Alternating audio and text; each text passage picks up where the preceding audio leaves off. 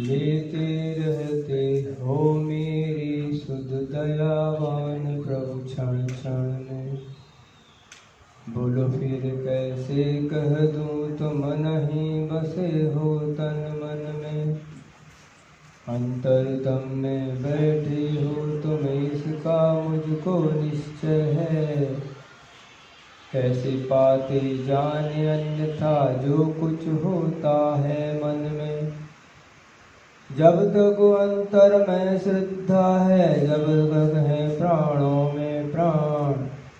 तेरा द्वार छोड़ मैं कैसे और कहीं जाऊं भगवान। ऐसा कोई नहीं दिखता मैट सके जो भव के रोग। वैद्यनाथ सारे रोगों का तू ही है तो एक निदान। सिर पर है पापों की गठरी कांप रहा तन मन दुर्बल। कैसे पार करूं मैं बोलो विषम विश्व का यह दलदल। ज्यों ज्यों आगे बढ़ता हूँ मैं त्यों त्यों धंसता जाता हूँ। नाथ बढ़ाओ हाथ तुम्हारी कृपा बने मेरा संबल। था ऐसा भी समय कि जब मैं करता था तेरा संधान। किंतु जहाँ भी जाता था पाता था केवल अपना भान। अब वह समय आ गया है जब करता हूँ मैं अपनी खोज। पर अपने बदले में प्रतिफल पाता हूँ तेरा ही भान। बड़ी बार पार्शनाथ भगवान की जय। एक हर चंद्रपुर भगवान की जय। शासन नायक भगवान महावीर स्वामी की जय। पंच परमेष्ठी भगवान की जय। दासांग वाणी माता की जय। गुरुराम गुरुआचार्य ज्ञान सार महाराज की जय। आचार्य गोविंदाचार्य मुनि महाराज की जय। समय साधु सारी तीन कवनों महाराजों की जय। अहिंसा परमो धर्म की जय। महाराज की जय। की जय। प्रसंग आहारदान और शुद्धियों का चल रहा है।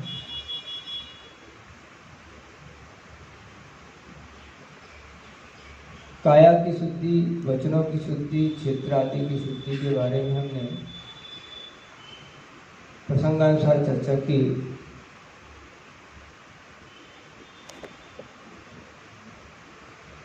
वस्तुतः देखने में यही शुद्धि आती है। चित्र शुद्धि को भी देखा जा सकता है, काया की शुद्धि को भी देखा जा सकता है, कदाचित वचनों की शुद्धि को भी देखा जा सकता है। लेकिन जिसके बिना कोई काम नहीं होता वो मन की शुद्धि देखना बहुत कठिन काम है। मन से ही सारा काम होना है लेकिन वही बिगड़ जाती है।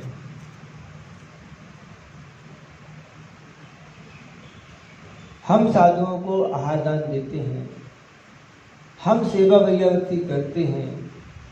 आचार्यों ने एक ही बात बोली है, ख्याति पूजा लाभ निर्वृत्यम उत्तम शब्द विशेषण। उत्तम शब्द का विशेषण तभी लगा है जो ख्याति पूजा लाभ से रहे। ख्याति अर्थात मान बढ़ाई, पूजा अर्थात सम्मान आदि, लाभ अर्थात कोई भी पंचेंद्रिय विषय संबंधी लाभ अगर प्राप्त हो जाए तो हम अधिकांशतः तभी दान देते हैं। अभी पेपर में आपने देखा होगा कोरोना के सीजन में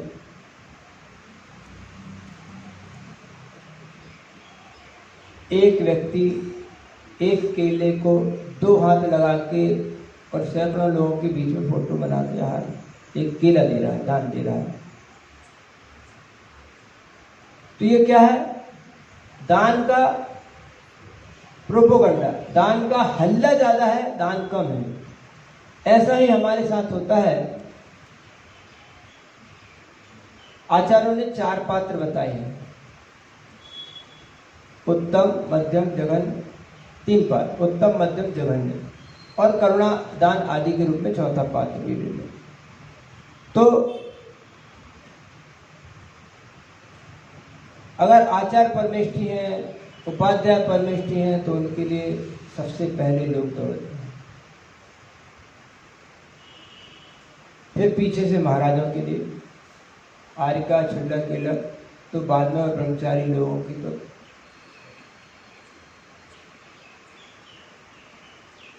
या गृहस्थ श्रावक को बाद में। लेकिन ऐसा नहीं है। जो डॉक्टर महीनों पहले से नाम लिखाकर नंबर लिखाकर मरीज को देखता है, वही डॉक्टर मरीज के घर जाके भी देखता है। जिनके नंबर लिखे हैं, जिनके नाम लिखे हैं, उनको छोड़ देता है और एक दूसरे मरीज के लिए घर चला जाता है, आप बाद में आ जाइए। अरे हमसे महीने भर पहले से नंबर लिखा लिए और नंबर दे दिया, रजिस्टर कर दिया, टोकन दे दिया, और आप अभी एकदम से उठ के चले गए सबको छोड़ के।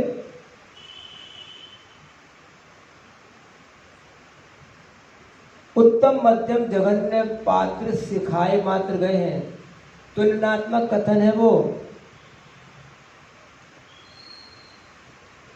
अन्यथा तत्वार्थ सूत्र में वो 10 पात्र भी गिनाए गए हैं। शैच ज्ञान गण कुल संग साधु मनोज्ञा आदि नाम 10 पात्र अलग बताए गए। आचार्य महाराज बीमार नहीं भी हैं तो उनके लिए दरवाजे पे 20 लोग खड़े हैं, और एक ब्रह्मचारी ने उपवास किया है, इसका सिर दुख रहा है या बीमार है, तो उसको पूछने वाला कोई नहीं, क्योंकि आपको ये सिखा दिया है कि आचार्य महाराज जी उत्तम पात्र हैं, मुनि महाराज उत्तम पात्र हैं, आरिका आदि मध्यम पात्र हैं, और गृहस्थ तो जघन्य पात्र हैं। जब आचार्य महाराज आरिका और गृहस्थ खड़ा होगा तब ये होंगे। लेकिन जो हमें 10 पात्र गिनाए हैं कि अगर कोई बीमार है, शैच है आदि है, तो पहले उसकी वैयावृत्ति की जाएगी। पात्र के अनुसार वैयावृत्ति होगी, ना कि परिस्थिति के अनुसार वैयावृत्ति होगी, ना कि जैसा लिखा के आचार्य परनिष्ठि उत्तम पात्र है, मुनि महाराज उत्तम पात्र है, एक लक्ष क्षुल्लक मध्यम पात्र जघन्य नहीं। आचार्य महाराज अगर निकल रहे हैं तो मुनि महाराज को बाद में नंबर मिलेगा। मुनि महाराज हैं तो आरिका क्षुल्लक को पीछे मिलेगा। आरिका क्षुल्लक है तो अगर हमारे यहाँ पर मुनि महाराज नहीं है, आरिकाएं नहीं है, क्षुल्लक इलक नहीं है, तो ध्यान रखना उत्तम पात्र आज श्रावक ही है।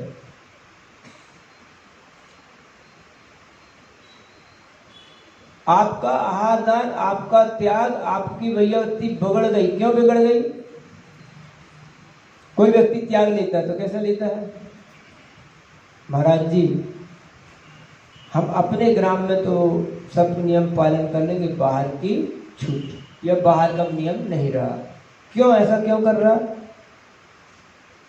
क्योंकि आपके दान की प्रवृत्ति बदल गई। मुनि महाराज के लिए 100 आदमी हाथ देने को तैयार है, लेकिन एक गृहस्थ की सेवा करने को एक भी व्यक्ति तैयार नहीं है।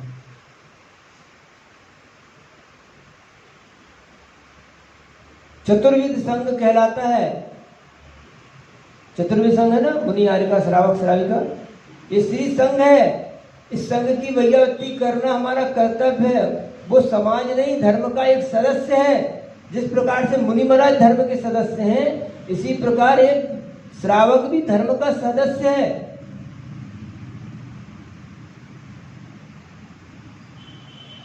उस श्रावक की भी वैयावृत्ति करना जरूरी है। एक सर्व सेवा संघ शायद यहां से ही संचालित है, नहीं तो बनारस से संचालित है। वो पवनार सर्व सेवा संघ है, पवनार विनोबा भावे से है, और उनके शिष्यों में या जो भी हो रहे हो, एक हमारे जैन समाज के एक व्यक्ति हुए जिसका नाम है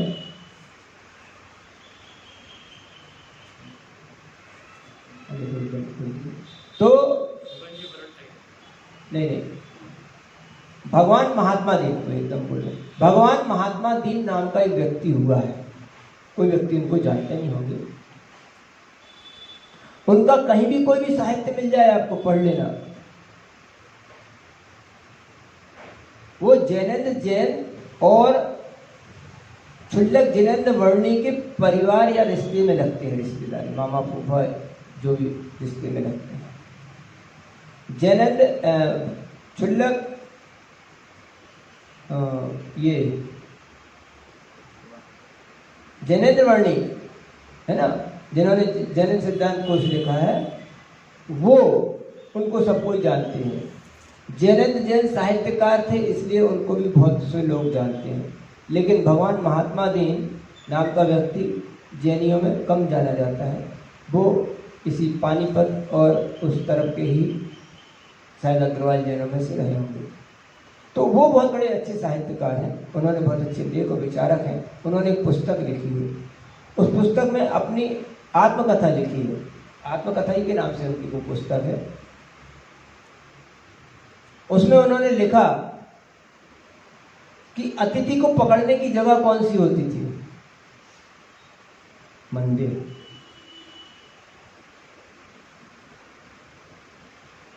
और अतिथि को पकड़ के लाने के लिए हमें हमारी माँ या दादी 2 पैसे देती थी। 2 पैसे मतलब 200 रुपये, समझना आज की भाषा में। उस समय किलो से घी आ जाता था,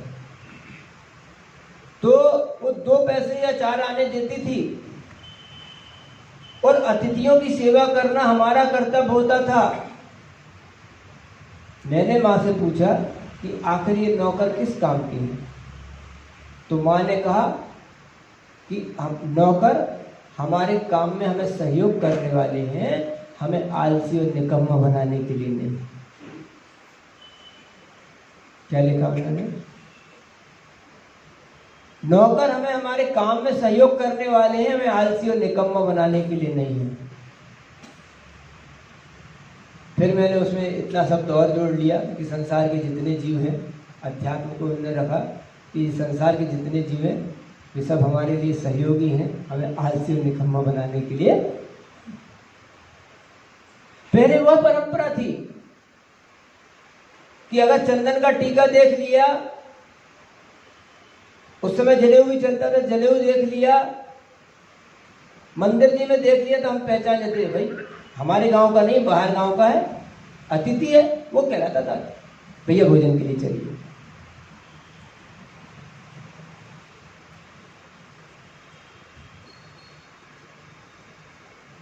आज भी ऐसी समाजें हैं, अगर कोई व्यक्ति गांव में पहुंच जाता है तो उनके, भले वो अपनी बीमारी के लिए आया हो, रिश्तेदारी के लिए आया, अपने काम से आया हो, तीर्थ वंदना में आया, तो ऐसे भी श्रावक है, भैया जी गाड़ी ले लो, आपको जहाँ घूमने हो उधर घूमे आओ, ड्राइवर आपको लगा दिया, एक बच्चा लगा दिया साथ में, ये चीज़ दिखा देना। लेकिन हम क्या करते हैं? मुंह लुका लेते, कहीं कोई देख नहीं ले, पहचान नहीं जाए, नहीं तो उसको भोजन के लिए बोलना पड़ेगा।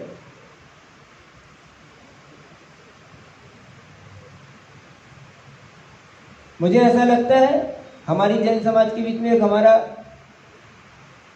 हिस्सा और है, उस समाज की बढ़ोतरी आप देखते हैं, उस समाज की बढ़ोतरी का सिर्फ एक ही कारण समझ में आता है, एक बोले या 2, लेकिन विषय एक ही है। एक तो अतिथि सम विभाग, कोई भी गृहस्थ श्रावक आए सबसे पहले भोजन व्यवस्था और भोजनशाला उनकी रहेगी। दूसरी बात कि वो भोजन में अन्न को थाली में नहीं छोड़ते।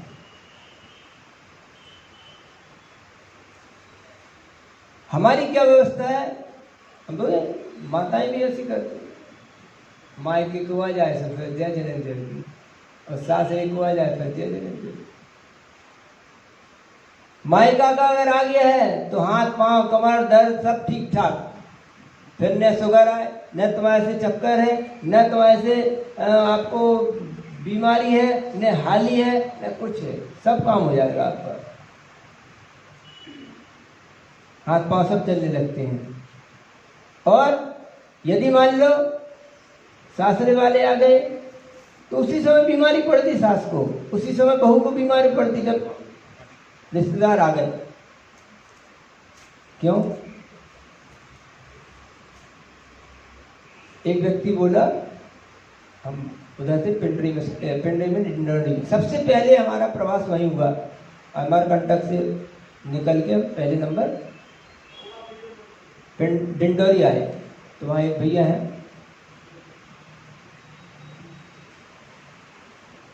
तो वो बोले महाराज जी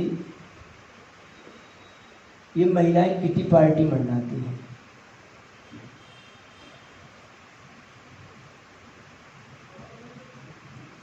सुबह 10 से 5 इनका फ्री रहता है। लॉकडाउन में जैसे चले दुकानें, इनकी दुकान 10 से 5 चलती है। हम भोजन करके घर से जाते हैं, इनकी किटी पार्टी हो जाती, 50 महिलाएं आके सब कुछ अपना जो भी कार्यक्रम करके चली जाती हैं। सारे सबूत खत्म, पता नहीं चलेगा कि यहाँ 50 आदमी आके चला गया है।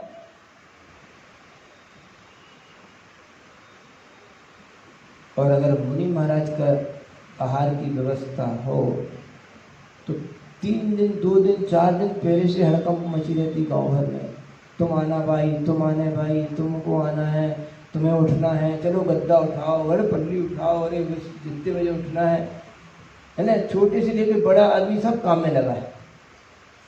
कोई पोछा लगा रहा है, कोई वहाँ से अनार के छिलके निकाल रहा है, तो कोई मौसमी बना रहा है, तो सब भाई काम में लगे हैं। कल महाराज जी के हाथ हो रहे। एक अतिथि को आना है तो इतनी हड़कम, और गांव में घर में 50 आदमी आ जाए तो पता ही नहीं चले। ये हो गए मायके सासरी वाले लफड़ा। मायके के आ जाए तो फिर सब ताकत आ जाती है, और सासरी के आ जाए तो फिर सब का है, सभी के नहीं बुला लो, जहाँ जौन को बुला ला था। तो भैयावती कैसी हो गई, चीख चीख के रेवड़ी बांटना हो गया आपका। इसको चीख चीख के रेवड़ी बांटना। साधु संतों में भी ऐसे ही हो गया, जिनके नाम पोस्टर बैनर हल्ला गुल्ला एडवर्टाइजमेंट अगर पहले से बहुत ज्यादा हो गई है,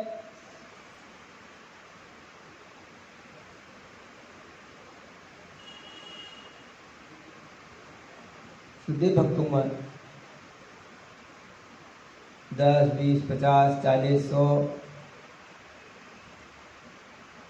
उसमें भी अगर पता चल जाए कि इनके चरण पड़ने से उनकी लॉटरी खुल गई, उनकी दुकान बन गई, उनकी बिल्डिंग बन गई, उनके बाल बच्चे हो गए, उनकी शादी हो गई, इनके चरणों में कुछ जादू है, उनके आशीर्वाद में जादू है, तो फिर देखो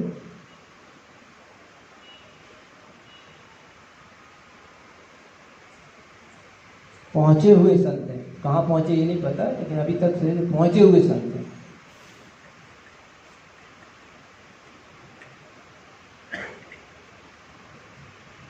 जैसे आप लोग करते ना, मंदिर में जाते, महाराज जी हम पपौरा जी में थे, तो कहने महाराज जी अच्छा क्षेत्र कहलाता। हमने कहा हाँ, तो कहने वो कौन से मंदिर है जिसमें अच्छा है? हमने कुआ को अच्छा है, चले जाओ दर्शन कर जाओ। पपौरा जी के कुएं का अच्छा है, तुमने कुआ के दर्शन कर जाओ। मतलब आदमी आचार्य से एक बार बोले, एक व्यक्ति मेरे से आगे पूछा, कहले आचार्य महाराज जी कौन है? मतलब सिर्फ आचार्य महाराज के दर्शन करना। अरे भैया महाराज तो सब है, सबसे कर लो, जो सामने मिले उसको पहले से कर लो। नहीं, उन्हें तो सिर्फ आचार्य महाराज के चरण छूने ना।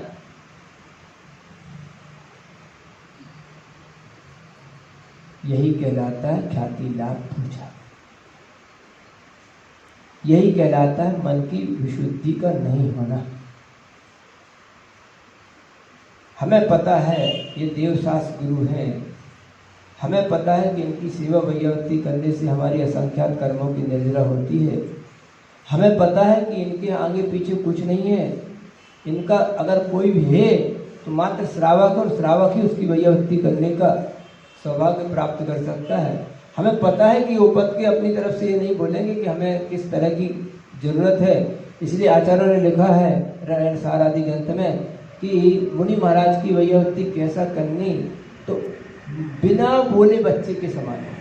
अबोध बालक जो बोलता नहीं है उस अबोध बालक की तरह भैयावृत्ति करना। उसकी माँ पहचान जाती, इसको पेट में दर्द है, कि हाथ में दर्द है, कि सिर में दर्द है, कि इसको पेट दुख रहा है, कि इसको दस्त लग रहे हैं, कि इसको सर्दी हो गई, कि इसको खांसी हो गई है।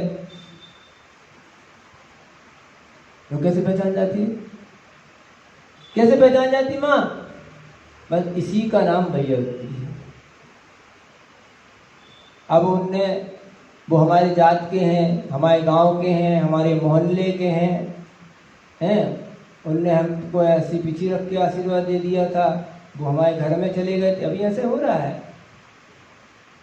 बस वो नाम लेना पाप, नदी किनारे सांप। गांव में इतनी बड़ी बड़ी धर्मशाला कि दो दो बारातें रुक जाएं, लेकिन नहीं, महाराज जी कहाँ रुकेंगे? कहाँ रुकेंगे? पहले से आदमी पता करने आते हैं, पहले पता कर लेते हैं आपके यहाँ कौन सा घर, कौन सी जैनी का नया मकान बन रहा, उसका उद्घाटन नहीं हुआ, वो महाराज जी जाके पहले उद्घाटन कराएंगे, और उद्घाटन करने के बाद बोर्ड लग जाता है महाराज जी के नाम के भवन का। पहले तो हमारे सामने भवन का बोर्ड लगा दो पहले। अब वो व्यक्ति जिसने, महाराज जी ने जिसकी तारीफ कर दी है, उसके साथ उसकी फोटो खिंच गई है, वो जिंदगी भर के लिए बस पक्का हो गया। अब वो फोन आएगा, नंबर आएगी, चिट्ठी आएगी, उनके लिए जैसे आप जाते ना, घर के देव जलाए, बाहर भूतवा पूजन जाए, बाहर बामी पूज जाए। बाजू के मंदिर में आज तक उस व्यक्ति ने दर्शन नहीं किए। घर के बाजू वाला शिखर जी जाता है, गिरनार जी जाता है, तेजारा जी जाता है, कुंडलपुर जाता है, बड़े बड़े क्षेत्र पे जाता है। क्या है ये? क्या है वो? तीर्थ भक्ति नहीं है, ख्याति पूजा लाभ है उसके अंदर। बाजू के मंदिर में नहीं जा रहा वो व्यक्ति। कहाँ जा रहा है? हर साल शिखर जी जाता हूँ, हर साल के। मैं शिखर जी का निषेध नहीं कर रहा हूँ, गिरनार जी का निषेध नहीं कर रहा हूँ, तीर्थ यात्राओं का निषेध नहीं कर रहा हूँ।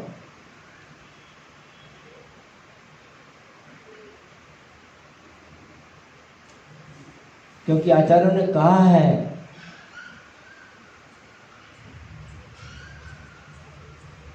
व्यवहार में ऐसा देखा जाता है कि बहुत देर तक नमक नमकीन खाते खाते एक बार मीठे के भाव होते हैं। अगर मीठा नहीं खाए तो उसका मुंह बंद जाता है। मीठा खाता रहे और नमक ना खाए, मिर्ची ना खाए तो मुंह बंद जाता है। स्वाद के परिवर्तन के लिए, परिणामों के परिवर्तन के लिए आवश्यक है कि वो अपने, अब रोज रोज भी भगवान नहीं, एक बार क्षेत्र ज्यादा भाई शिखर जी हुआ है, कहना जो है माइंड फ्रेश हो जाता है। और दूसरी बात ये भी है कि अगर हमने ये यात्राएं आदि नहीं की हो तो हमारा इतिहास, हमारी संस्कृति हमें देखने में मिले। देशाटन करने से टनोटन फायदे हो, देशाटन करने से टनोटन फायदे हैं। वहाँ पर आहार कैसा होता, उधर का विहार कैसा होता, वहाँ की परंपरा कैसी होती। इसलिए अपन ने 2 साल दक्षिण उत्तर की यात्रा कर ली, 100 साल जैसे सफेद बाल हो गए। अब हमने देख लिया क्या कैसा कहाँ पर है। अब हमें कोई समझाने की आपको कोई जरूरत नहीं है कहाँ क्या हो रहा है। तो जब हम घर से बाहर निकलते हैं तो हम ये सब चीजें सीख जाते हैं। तो बात कर रहा हूं अतिथि संविभाग। अतिथि संविभाग में क्या होता है कि जो भी अतिथि हैं उनकी सेवा भैयावृत्ति करना। तो अगर आपका गृहस्थ श्रावक है, इसीलिए लोग क्या हो गए हैं कि बाजार बाहर निकलते, व्यापार करते, जाना आना पड़ता है। जाना आना पड़ता है तो वह बाहर का खाना खाएगा, होटल का खाना खाएगा, खाना पड़ेगा उसको। कितने दिन का मान के ले जाएगा। और फिर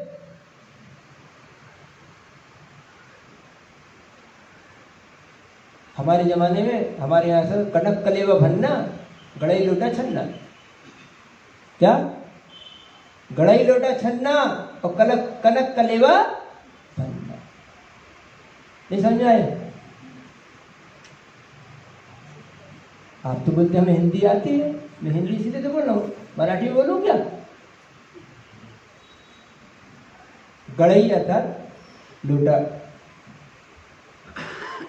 लोटा, छन्ना और डोरी, ये कहाँ भी पानी मिल जाता था। अपनी डोरी खींचो, पानी छानो, पानी पी लो। कनक कलेवा मतलब आटा रखा रहता था, और नहीं तो चने फुटाने रहते थे, मूंगफली चना रख लिए, अपना काम चल जाता था। अब नहीं, अब 17 किस्म के आइटम चाहिए ना। लोटा छन्ना कैसे लेके चले, शर्म लगती है। आलू प्याज का त्याग रखता है और पाउच का पानी पीता है, आलू प्याज का त्याग रखता है, बोतल का पानी पीता है। कैसा त्याग है? जहां त्रस्त जीवों का घात होता है उसको तो संभालता नहीं, एक इंद्रिय को संभाल रहा है। कोई भी वनस्पति हो वो एक इंद्रिय है, संख्यात हो असंख्यात हो अनंत से हमें मतलब नहीं, एक इंद्रिय है।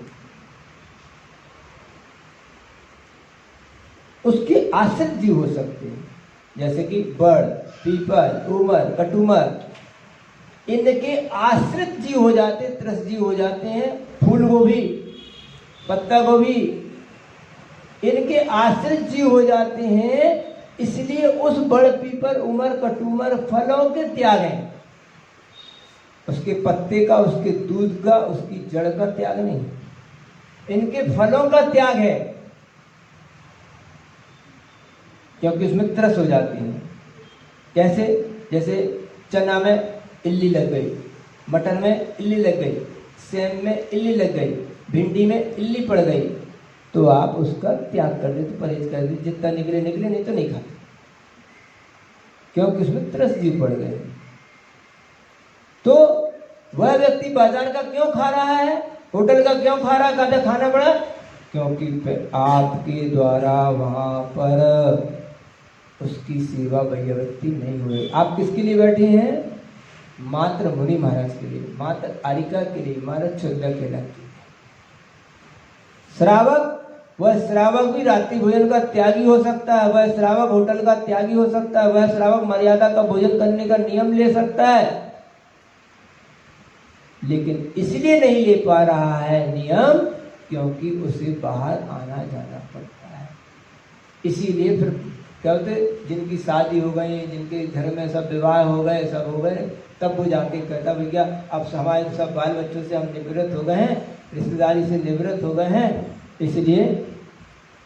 इसलिए अब हम व्रत आदि ले रहे हैं।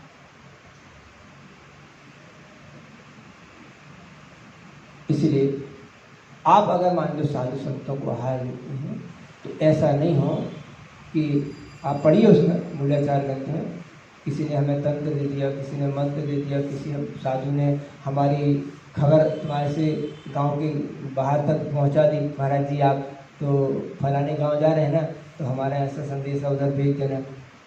उधर से कोई संदेशा आ गया, अच्छा महाराज जी ने उधर से कोई जहाँ से आ रहे हैं उधर से किसी श्रावक ने संदेशा दे दिया, महाराज जी वो फलाने गांव से हम आ रहे हैं, उधर के श्रावक, अच्छा उनने महाराज जी उनके, हाँ ठीक, अब जिनसे हमारा कोई काम नहीं हो गया तो हम उनकी सेवा वैयावृत्ति में अच्छी से लग गए।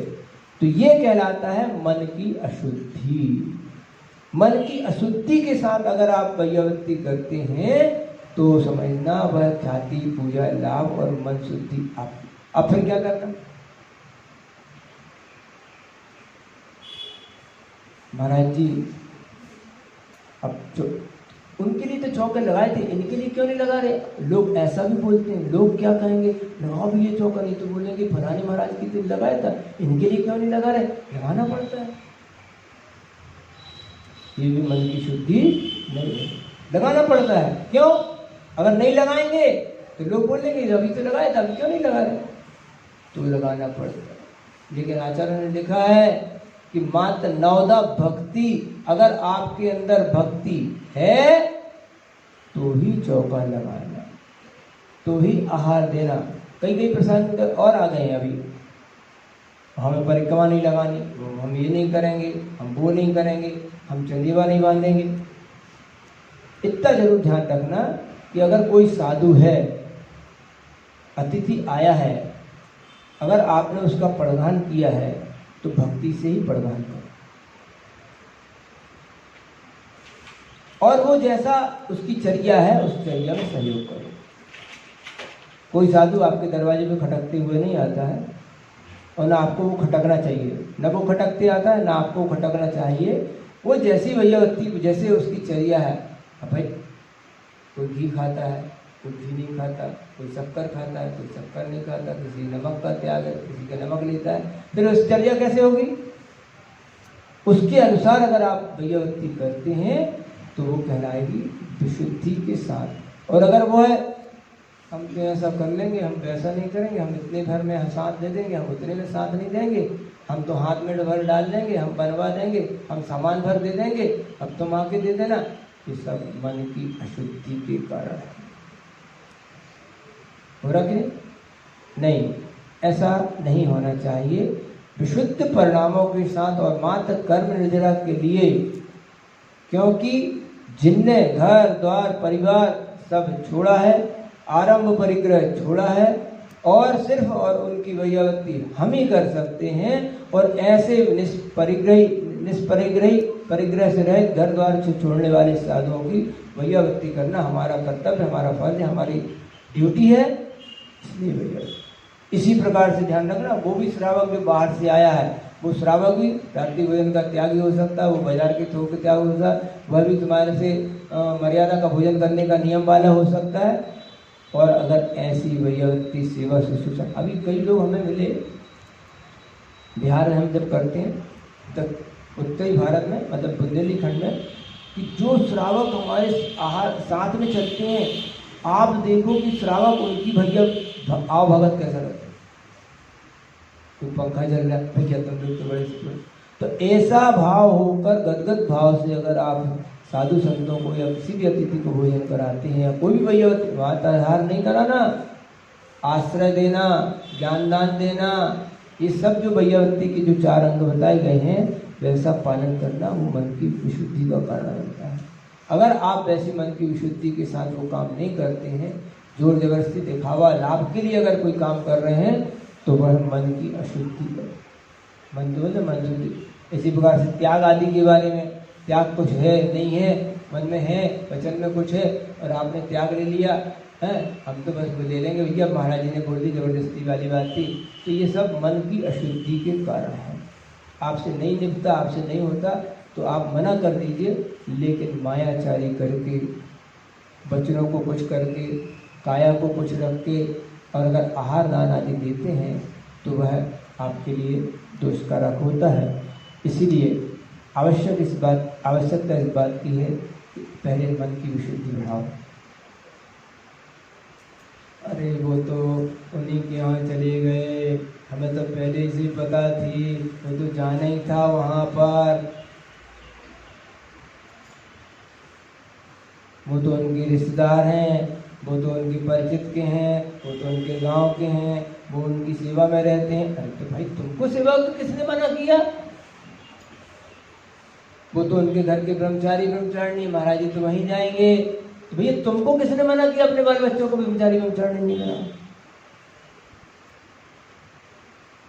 ध्यान रखना, आगम में भी लिखा है, नीति में भी लिखा है, ग्रंथों में भी आता है कि पानी हर समय ढाल की ओर ही जाता है। पानी हमेशा ढाल की ओर ही जाता है। जब 3 व्यक्ति में हमें चुनाव करना पड़ता है, तो 3 व्यक्ति में चुनाव उसी पर करेंगे जो श्रेष्ठ व्यक्ति होगा। वो किसी रूप में भी श्रेष्ठ हो सकता है, वो त्यागी वृत्ति हो सकता है, वो भैयावती वाला हो सकता है, वो धर्मात्मा हो सकता है, तो पानी तो वहाँ ही ढुकेगा। 3 में चयन करना है तो किसको करोगे? 2 में चयन, 1 में क्या चयन करना है और 2 में क्या चयन करना है? कल उधर गए तो आज इधर आएंगे, आज इधर गए तो कल उधर जाएंगे। अगर नहीं जाते हैं तो महाराज हमारा नंबर था, हमारा था, हम तो 2 दिन से खाली थे।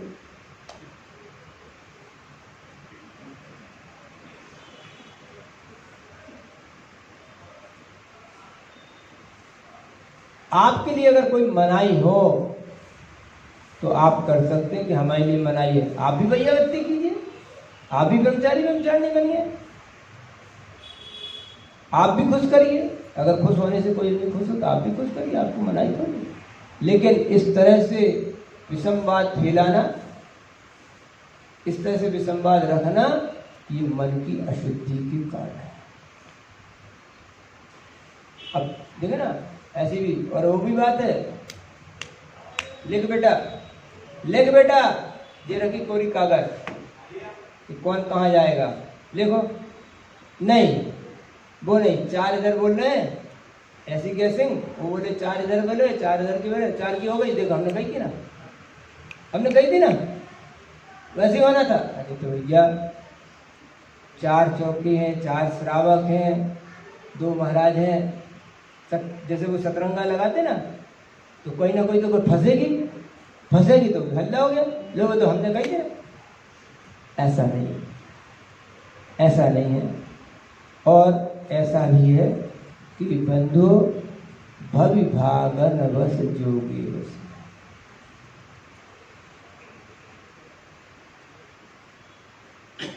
रोज देख रहे हैं, अभी 2 ही चौके हैं भलाई, है ना, 2 चौके हैं, लेकिन 90% गैसिंग फेल हो जाती ना,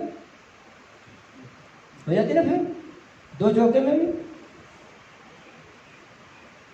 आपको पता नहीं है, इसलिए अभी हमारे एक भैया जी हैं, वो बोलते हैं ये अपन सिंह वृत्ति बोलते हैं ना, मुनि महाराज की सिंह वृत्ति होती है, बोलते हैं ना सिंह वृत्ति वाले होते हैं मुनि महाराज। तो क्या सिंह वृत्ति है? ये देखो, ये पूंछ रख ली शेर, जैसे शेर जब उत्साह में रहता है ना तो पूंछ ऊपर हो जाती है, और जब वो डरपोक हो जाता है तो वैसे पूंछ नीचे हो जाती है उसकी, समझे ना, कुत्ते की पूंछ ऐसी नीचे हो जाती है, डर जाता है, ऐसे पूंछ घुसड़ की बात करता है। तो मुनि महाराज कैसे होते हैं? ये सिंह वृत्ति। और जब ये सिंह वृत्ति होके निकलते हैं ना, हम खुद बोलते हैं, हम खुद नहीं पता रहता हम कहाँ जा रहे हैं, कैसे पहुंच जाते हैं, क्या सोचते हैं।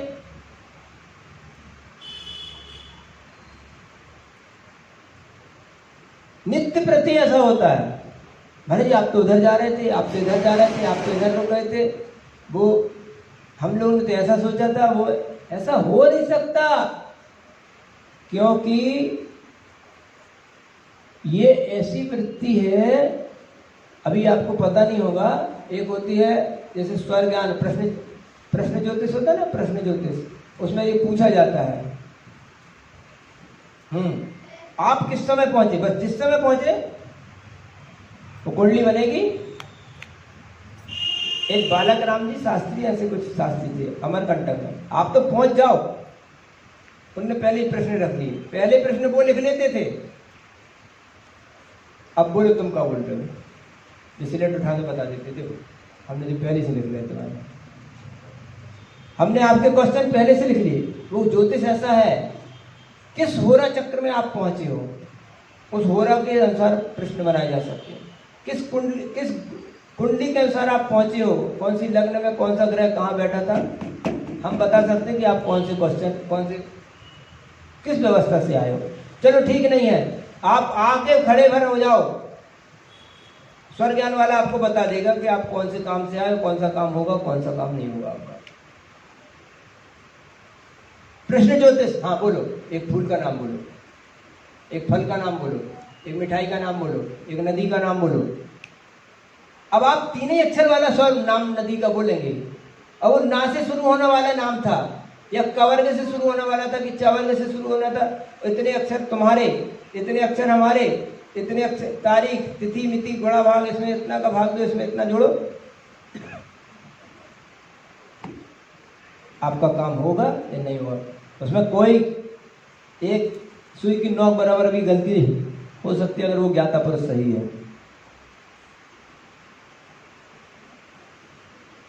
तो आपके मुख से वही शब्द निकलेगा जिससे काम होना है, और वही शब्द निकलेगा जिससे काम नहीं होना है। आप दाएं ही आके बैठेंगे, बाएं नहीं बैठ सकते, आप बाएं ही आके बैठेंगे, दाएं नहीं बैठ सकते हो। जिस समय आप बैठे थे उसी समय मेरा स्वर बदल गया, जिस समय आप आए उसी समय मेरा तत्व बदल गया, ऐसा है। तो ऐसा ही हमारे साथ होता है कि जब हम अंजलि बना के निकलते हैं तो हम चाहे पहले से सोचें, वैसे सोचने के लिए मनाई, सोचे या नहीं सोचे, आप कुछ भी सोचो, लेकिन वो जिसके वही होता है जो मंजूर है, वहीं पहुंच जाते। महाराज जी आज आप कहाँ गए थे? भैया जहाँ बाल मिलने थे तो पहुंच गए। जहां अंतराय आना था वहां पहुंच गए, जहां ठीक होना था वहां पहुंच गए। अब दो महाराज जी कैसे पहुंच गए? छोड़, कैसे पहुंच गए दो? आप इस विषय में कोई भी दिमाग लगाने का आपको काम नहीं है। आपका तो इतना ही काम आचार्य ने लिखा है कि हम भी पड़गान करने खड़े हैं, वो भी पड़गान करने खड़े हैं, और सब पड़गान करने खड़े हैं।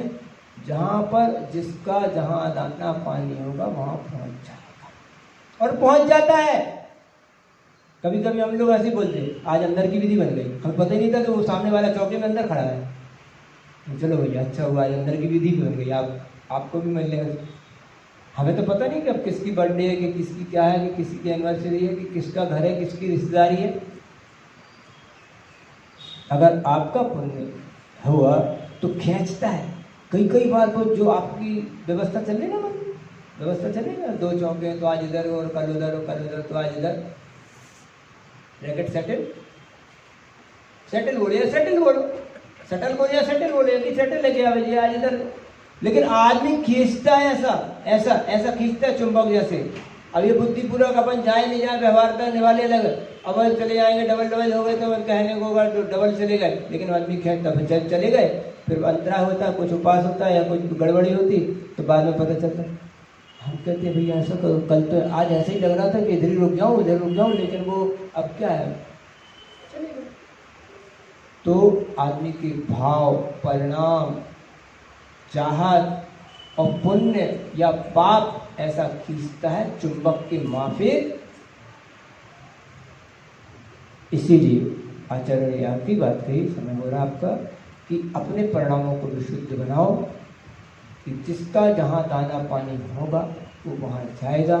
और बस इतना ही है कि जहाँ भी मुनि महाराजों के आहार हों, निरंतराय हों, और हमने मन से, वचन से, काय से, कृत्य से, कार्य से, अनुमोदना से अगर हमने उस आहार दान की अनुमोदना आदि की है तो हमें वही कर्म निर्जरा है जिसने दान दिए हैं। कदाचित जो दान दे रहा है उसको उतना लाभ नहीं मिल रहा, जिसने नहीं भी दिए उसको ज़्यादा लाभ मिल रहा है। वो कथा कहानियाँ आपने सुनी पढ़ी होंगी, भावों की विशुद्धि, कहीं वेश्या की, कहीं पंडित जी की, कहीं किसकी। वो कहानियाँ यही सब बताती हैं आपकी परिणाम को शुद्धि होनी चाहिए। और ये भी नहीं है, हम रोज देख रहे हैं इधर, जो रोज आहार देने वाले हैं वो ज़्यादा आहार दे रहे हैं। हमारे साथ तो कानून है, अगर हमने मान लो बोल दिया कि बाहर वालों से नहीं लेंगे, तब जो आहार में जा रहा है, औषधि में जा रहा है, कोई सहयोग कर रहा, वो भी बाहर गया। और ले तो फिर सबको लो, पकड़ो तो सब पकड़ में आते, छोड़ो तो सब छूटते हैं। जो रोज दे रहे हैं वो ज़्यादा देते हैं। आज नया श्रावक आया है, पहली बार आया है, बहू है, सास है, बच्चे हैं, उनको मौका नहीं मिलेगा। जो दे दे के बूढ़े हो गए, हाथ पांव घिस गए जिनके, वो ज़्यादा दे। और अगर मान लो हमने किसी को सर से उधर उधर कटोरी पकड़वा दी तो महाराज हम ही से यहाँ से कटोरी पकड़वाते, महाराज की तो हमसे नाराजी।